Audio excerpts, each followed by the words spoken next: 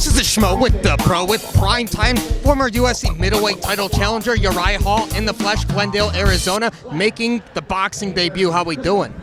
I'm doing great, man. I'm in Arizona. The weather is really nice, a little better than Texas at the moment, but let's have some fun this weekend. You're facing a popular foe, NFL Pro Bowl running back. You just knocked out Adrian Peterson, but he's not faced a guy who's got 17 years of professional striking experience. Why is this guy going to be laying on the canvas Saturday evening? I mean, I try not to think like that too much, I'm supposed to be cocky as a fighter, as an athlete. This is my world, If I go out there on the football field, I'll get hammered easily, but this is my world, and at the same time, you never know, He feels confident from his last fight. He looked pretty good. I got nothing bad to say about him. I know he's strong, and it's just going out there and impose the will. So we just saw you retire. You didn't think you'd be getting in the boxing ring this soon. Yeah, I mean, I've been I've been talking about it a bunch. After retiring, it was hard. It was weird.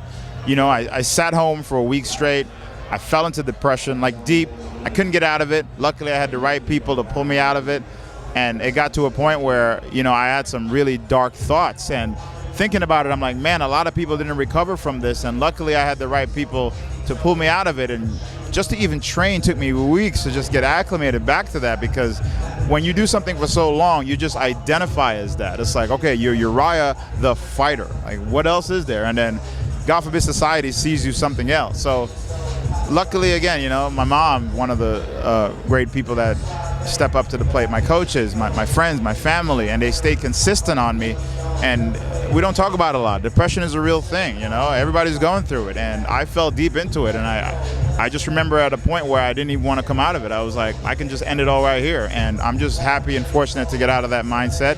And I'm looking forward to what's next. Well, we're certainly happy to see you right here. But do you think you could be Jake Paul's next opponent, getting your hand raised Saturday evening? You thinking that far ahead? I mean, absolutely. That's my train of thought. It's what got me out of bed. I asked my coach, is there a potential chance to fight this dude? He was like, yeah.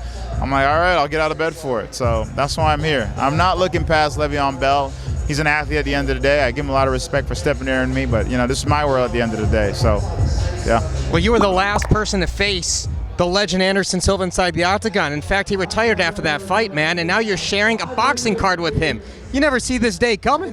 Yeah. I mean, Anderson is a G. I have so much respect for him. Someone asked me earlier, would you fight Anderson again? I'm like, nah, man, I can't do it. I just hold him so high, and I don't want to take anything away from that. I'd rather train with him. But I have so much respect for him for coming out there at his age, doing what he loves to do, which is compete, and hopefully he gets the W. And what's your final message for all the primetime fans out there worldwide tuning in internationally on Fight TV? Be yourself. And if people don't like you for being yourself, fuck them. He's the Pro. I'm the Schmo. Glendale, Arizona. We're out.